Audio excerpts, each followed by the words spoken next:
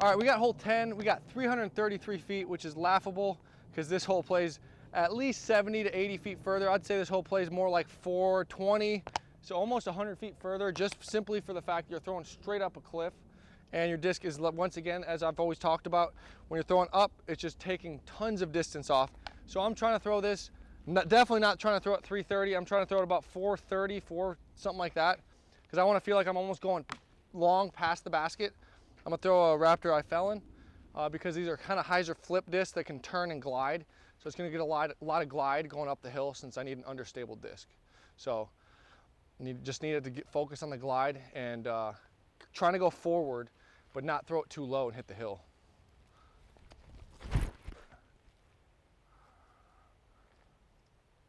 So that one just drifted a little. It was a really good shot. I like the line and the speed. Just a little bit too flippy on the disc choice. I think the wind also is pushing that way. So try one more, try to throw a little more hyzer on it. There we go, that's way better. So yeah, just the second one threw a little bit more stable of a disc and was able to kind of make the adjustment once again. As I have played this course a lot, there's still little small adjustments you have to make once you are learning with the shots for the tournament. So now that I'm getting up here, you can see there's a crosswind, a left to right ripping crosswind going to the right. So that's why once your disc turns over, it's just gonna go over into the trees on the right because this wind's pushing them over there. Landed a little bit short left here, which is a great shot on this hole. And just kind of left with a little bit of an uphill birdie putt that's very manageable. That one just got a lift. So yeah, gonna go with the Felon here.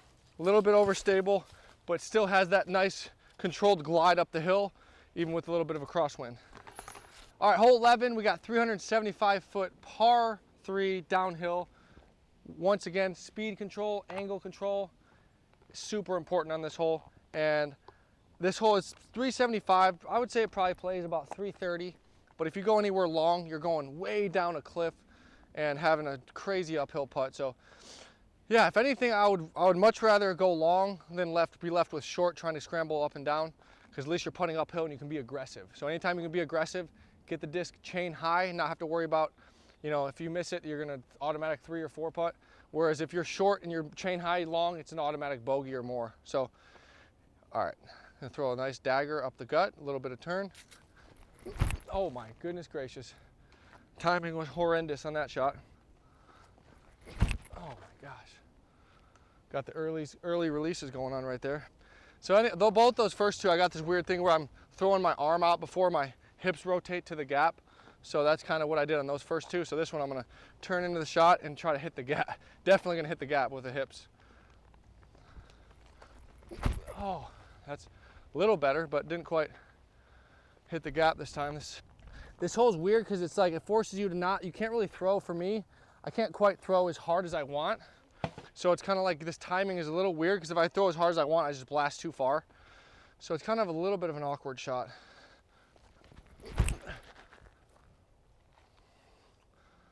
So that shot's decent, but it's just a little bit, that's a great line, just a little bit too low. I'm throwing another harp, just kind of flex it down there. I haven't really hit the gap cleanly yet. There we go, that's way better. So that one should be down there for a putt. And yeah, I'm gonna try another one just to kind of get that feel down for the shot. That one should be about 20 feet away. That should be really good. There we go, that's park too. So those last two really good, should be somewhere 20 feet. That one might even be a little bit long because of this, but I'm totally fine with that. I'm not really worried about going long. I just want to hit the gap, pure the gap, the right line. Speed is, of course, I'd like to park it, but if I go long 40, 50 feet and have an uphill putt, not really too worried about that. The first couple of shanks that I had, obviously not what I'm looking for, but I know what I need to change on those shots. So yeah, I don't let those kind of shots, they don't really affect me too much as far as my confidence or anything like that, just because as long as you know what you did wrong on the shot, instead of just doing the same thing, expecting a different result, then that's a big thing. Making sure you don't just keep making the same mistakes without making the adjustment. I don't normally spray them all over the course like this, but this hole is this hole's tough, and it just shows that not every shot's going to be perfect, and I'm You know, there's holes where I struggle on too.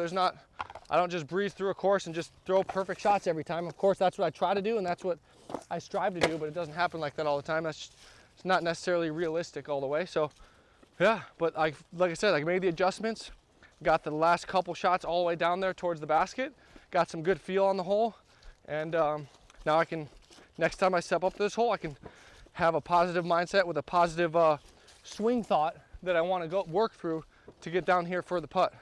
I got one right here and one right here. I didn't see the shot all the way by the green, but I'm sure it hit about 20 feet short, skipped, barely rolled down the hill, and then rolled all the way down here. So it looks like it's a bad shot because of how far it is away, but it's really a really good shot. Just got a bad roll, but like I said, I'd rather putt this way from 50 or 60 feet than putting downhill from 40, because it's just, if you miss it, you're automatic bogey. If I miss from here, I risk rolling away, but like that's the worst that's gonna happen if I don't, unless I hit metal and roll. So of course you can make it like that, but so yeah, I mean, that's the uphill putts like that. As you can see how high I started it, that second one hit high, but you just really need to change your aiming point. Like my arm is aiming so high because of how high the basket is up there. Like I'm not aiming like this. I'm aiming literally right up into the sky to get that nice height on it. So that's the most important on those uphill putts, is starting your aiming point just so much higher. You're having to feel like, you almost feel like you're airballing the basket over the top of the basket like 10 feet. Like my starting point's like way up here when you're down there, and that's gonna give you a chance. Get the disc going by the chains on chain high.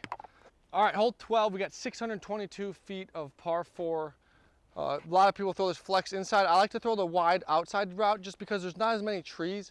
I feel like I have more open space to fly my disc without hitting a tree. Whereas if I throw this inside gap and I miss it, there's a tree right in the middle you can kick. And I mean, if you hit one of these early trees out here at Nevin, that's a disaster. So I'm trying to play for a shot that has a higher percentage to get down the fairway before I hit a tree.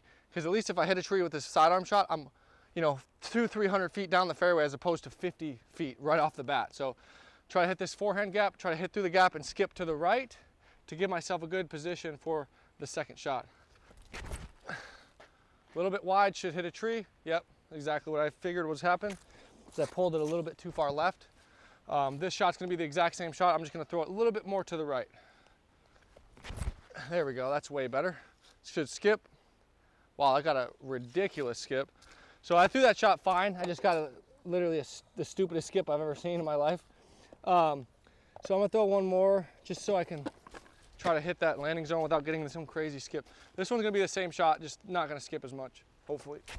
There we go, way better. So that's a good shot.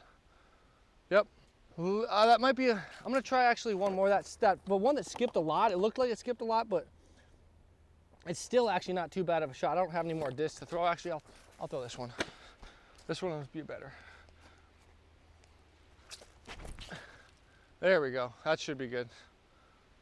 Yeah, that's good. That's real good. So it skipped, but didn't skip too crazy. Skipped, and that one should line me up to the gap, which you'll see once we get up here. The gap's a little bit more to the right than it looks from the tee pad. So you really got to make sure to skip to the right, but you don't want to skip too far like one of that second one did. So very specific shot in the amount of skip that you want on it. The couple discs that didn't skip too crazy to the right are money. Set me up right down this gap. As you can see, if I don't skip enough in your left, or if I skip too much like that yellow one, I'm off to the side when I don't have a very good angle. This one's got a good angle. I can throw a nice smooth explorer shot down this left-hand side, drag it to the middle, and hopefully get down there somewhere on the green for a putt here. Pulled that a little bit. And now for that one, I'll just be scrambling, but same shot, just a little bit better on the left-hand side, start it. There we go. That one was a lot better. Got a little bit lucky, but still got down there for a putt somewhere. Try one more here. There we go. That's the best one of all of them. So that's gonna flex down there. Should give me about a 30, 40 footer, something like that. Got a crazy roll, but that's kind of the shot on this hole. Just throw it down the left-hand side, flex down there. I mean, you're gonna get some crazy tree kicks, reactions. There's lots of, that's kind of how it is out here at Nevin. You never know what tree kick's waiting around the corner for you. But yeah, the player that's going to be able to fight through some bad breaks is the player that's going to win this thing, and that's the most important thing. It's not who can throw a perfect shot on every hole, because that's not really realistic. You know, of course you want to throw good shots and get down there for birdie putts, but you know, it's whenever you throw a bad shot, can you scramble? Can you save the par? Because everybody's going to be able to throw good shots, especially if you're qualifying for the Pro Tour finals. There's a lot of good players, and so the players that can scramble when they throw a bad shot, those are the players that are going to win, because everyone's going to throw those good shots, and you just got to be able to save the par when you're off and not let it turn into a bogey or double bogey. So I threw this blue one over there somewhere by my cart, and it somehow landed over here, but I mean, that's kind of the name of the game. Sometimes you get weird rolls and weird kicks.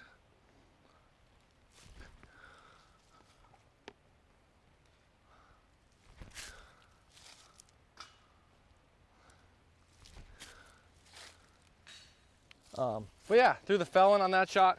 It's kind of one of my prototype felons. It's good for that kind of flex shot down the woods gap like that.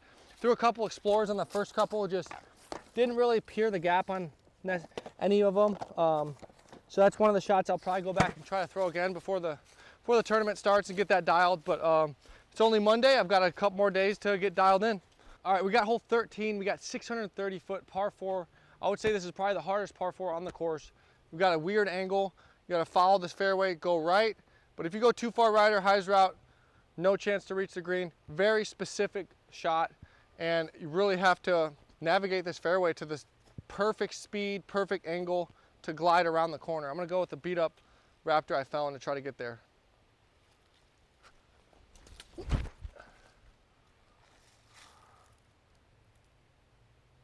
Okay, that was perfect. That was pretty much exactly what you wanted to do. We'll see what my spot looks like when I get up there, but I threw the shot exactly like I wanted. If I'm in a bad spot, I'm in a bad spot. It's a bad result, but I executed the exact shot I wanted to, so let's see if I'm in a good spot. All right, so my disc ended up landing in a great spot. As you can see, that's kind of the name of the game out in Nevin. You're in the fairway, but still having to take some crazy staggered stance to scramble. So you're basically in the fairway, but scrambling still. And this one, I'm kind of just throwing a little bit flex forehand around the outside to get down the hill, kind of flex back. Just like that. That's pretty much golden. That should be about 20 footer. Try one more, same shot. The exact same shot. Maybe this one will go in. Oh, so close. That was super close to going in. So both those are great shots. I mean, it all starts with, if you throw a good drive, you can get up and down for the birdie, but if you don't, you're pretty much screwed. You're just laying up for a par. So if you're not careful and you're not focused enough, you can get stuck on getting a bunch of pars, which at the Pro Tour level, if you get a bunch of pars out here, you're losing strokes. So you got to get those birdies and give yourself those chances in order to get that chance to win, which is what we play for.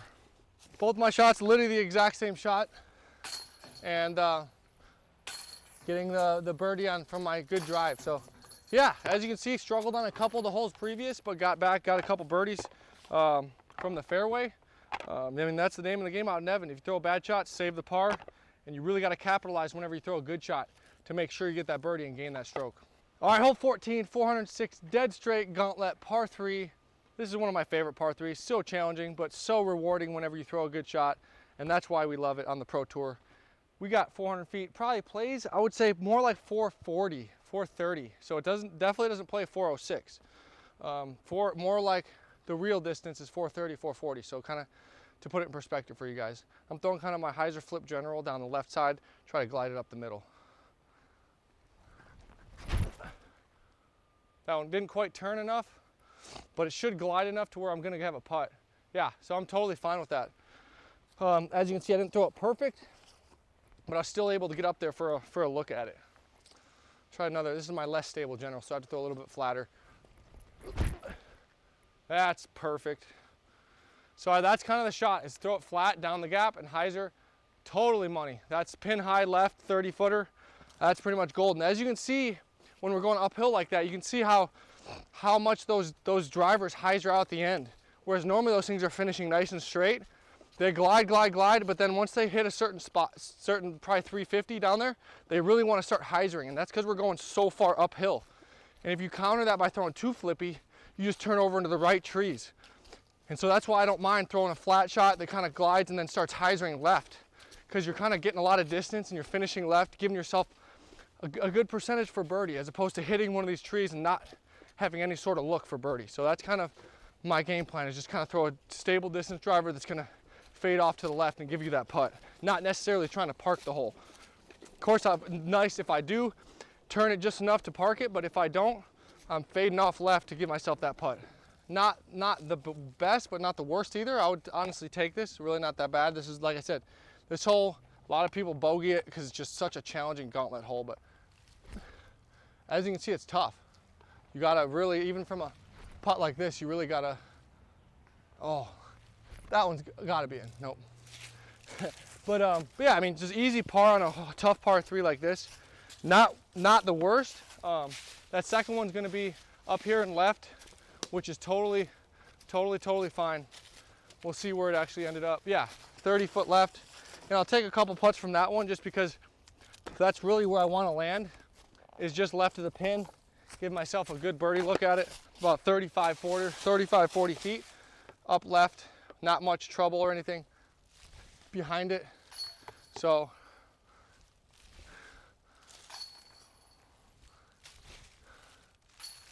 yeah, good spot to land, left side of the basket. Gives you that open look for birdie. Orange General, they're good. All right, hole 15, we got 348 feet, par 3. We got the right-hand side gap, and we also have the left side. I like the left side. It's a lot more open. It's trying to take the fairway with the least amount of trees, the least trouble off the box, and that's this left-hand side. So I'm gonna throw like a left to right harp shot, try to ride this left side, and then turn into the middle of the gap. I just didn't turn it quite enough, and should be all right. Skip. That's not bad. I just didn't quite throw it high enough. It was a good shot, just not quite high enough. This one I'm gonna try to throw a little bit higher. There we go. That's much better. A little higher, should skip and trickle a little bit to the right. Yep. That should be about 40 footer, 30 footer, and yeah, that's a good shot on this hole. I'm really just trying to throw it to 25, 20 feet. Just throw it kind of dead straight, and then take that 20 foot to the right. This hole is kind of baits you into thinking you really want to throw a big anhyzer, but whenever you do that, you can see how many trees are in the way, and so you risk hitting a tree and not getting a putt at all. So I'd much rather throw it just dead straight, take my chances at my 25, 30 footer, as opposed to risking on the drive hitting one of these trees. As you can see, if you overturn it, you're pretty much guaranteed to hit a tree, and that kind of eliminates not getting a birdie putt. And that's something I'm really big on, is just giving yourself a chance. As a good putter like myself, I feel like I'm a solid putter, and that's the name of the game, getting yourself those looks. See, this one's a little bit further than I would like. It's probably about 45, 50 feet, which is still not the worst thing ever.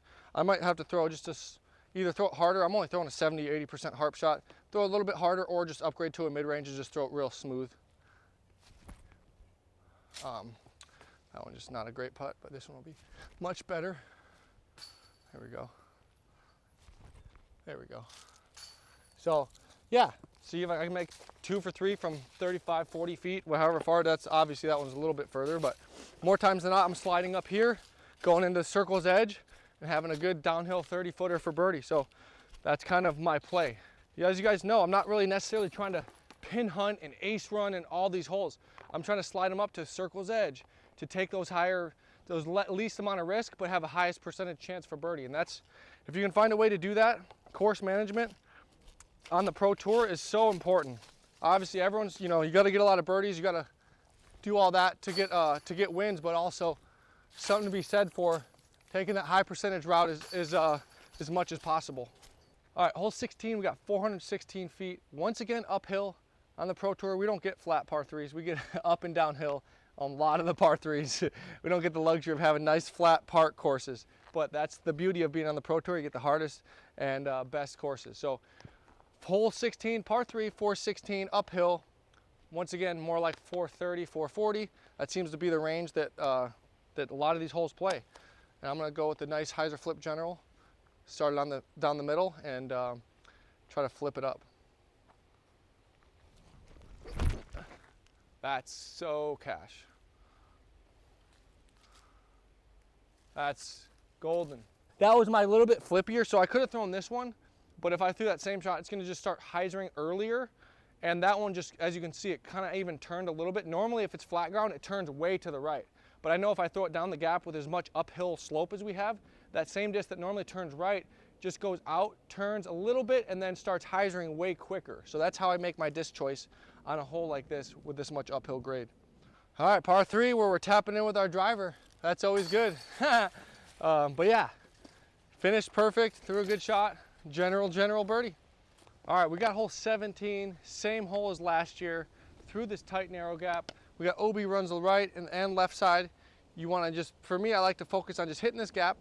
I know if I hit the gap with hyzer going out forward, it's gonna be kind of in an ideal spot. So just don't overcomplicate it. I see the gap, and I see what I want my disc to be doing going through that gap, and that's really the most important thing. We have a right to left wind as well. So as soon as it gets out there, it's gonna wanna start just pushing right. So I'm not gonna wanna put as much hyzer as I normally would. I'm mostly kind of flat and let the wind kind of push it left instead of putting the hyzer like I normally would if there was no wind.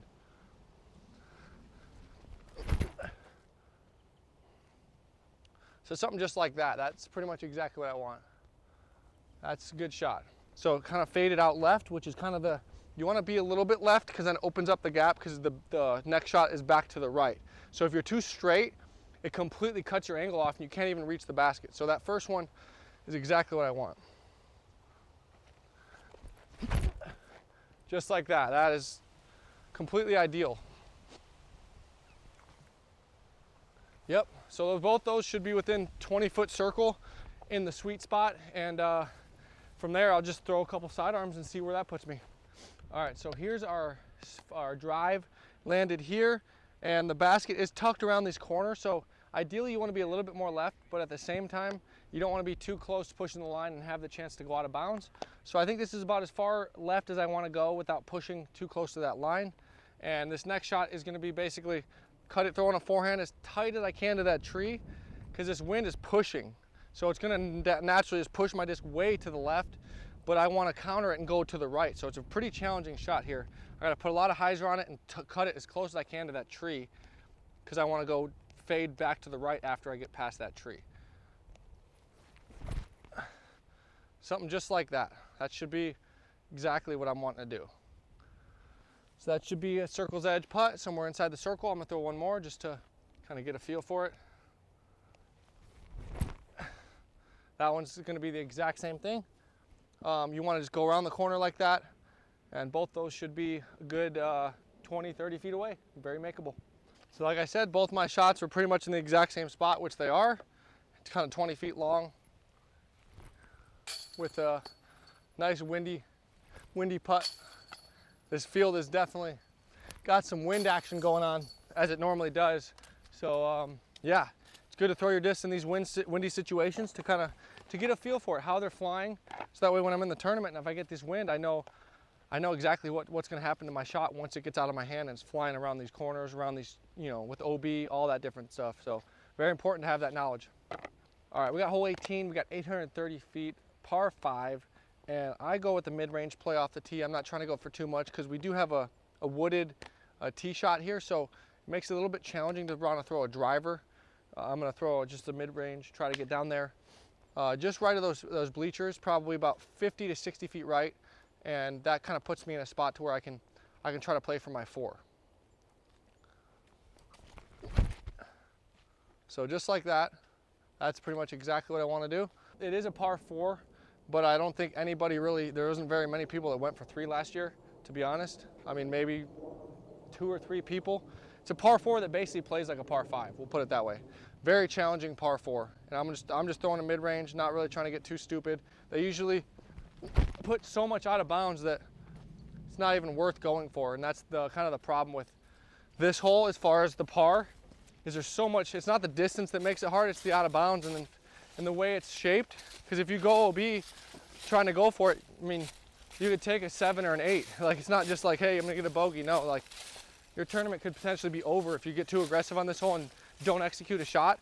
And so it's like, anytime that's an option. It's just, I'm not a fan of that. And it's, yeah, it's just like I said, it's kind of just more the way the OB's place is what makes this hole so challenging. All right, so here's my drive. Totally fine with this.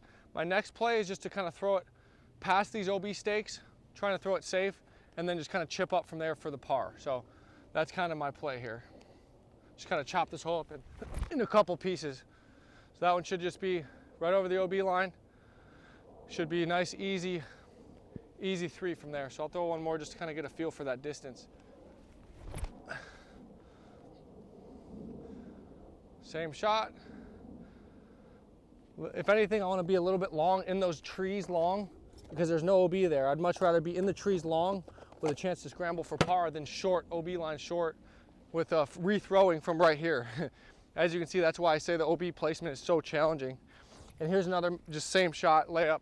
And I could throw it up here. Looks like the OB is a lot more generous than it was years past. So the OB used to come like all the way out to here. So it kind of deterred a lot of people from going for it because you're gonna more than likely go in the woods or go OB here. So you could very potentially throw a shot into this area here, which maybe I'll throw one just so I can have that shot in my back pocket in case I need it for the tournament.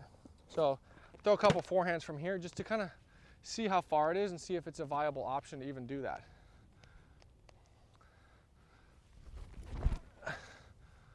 So that's one forehand. We'll see where that lands us. I'd say that's pretty good.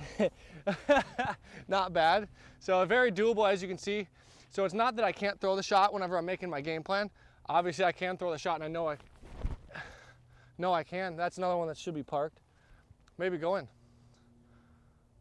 Ooh, so that one looks good too. Nice and safe. But yeah, so I mean, if I can throw a shot here, which should probably, that'd be, you know, a nice driver, smooth general shot to here. And then as you can see, I can throw a forehand right to the basket. So I have options, you know, but it's just not really entirely worth the risk for me. It just depends on the wind though. It depends on the wind, depends if I need that stroke and I need that birdie, I'm gonna go for it. If I feel like I can play safe and still have that chance to win, that's what I'm gonna do. So it's always good to have both game plans in your back pocket. So that way, no matter how the tournament's playing out, if you need to get that birdie to potentially push a playoff and get a win, then I have that game plan. If I want to play safe and I have a lead potentially, I have that game plan. So I'm pretty much prepared for no matter what happens. So now we're here to the layup spot and going to practice a couple from here. Because as you can see, even if like I was talking about earlier, if I throw it a little bit too far and want to avoid this OB line and I land back here, totally fine with that. I can just lean out, throw a forehand, get my par, and move on. And that's the same thing from here. Obviously, I didn't go in the woods, but same concept. So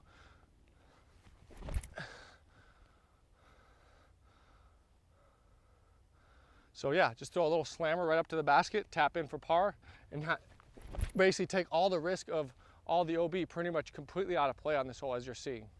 So yeah, throw kind of, you know, 3, you know, smooth shots, get the par. And if I need to do that, I can do that. Or I can go for the aggressive birdie and do that as well. All the shots were safe, so that's always good. Take a putt from here, from the OB, close to the OB.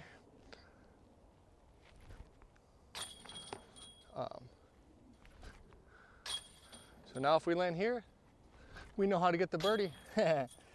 Throw the general off the tee, general forehand, tap in the dagger. Thank you guys for watching. Final course breakdown of 2024 here at Nevin. It's been a great year. Thanks for tuning in, and we'll make more videos, but 2025 will be the next course breakdown on the Pro Tour.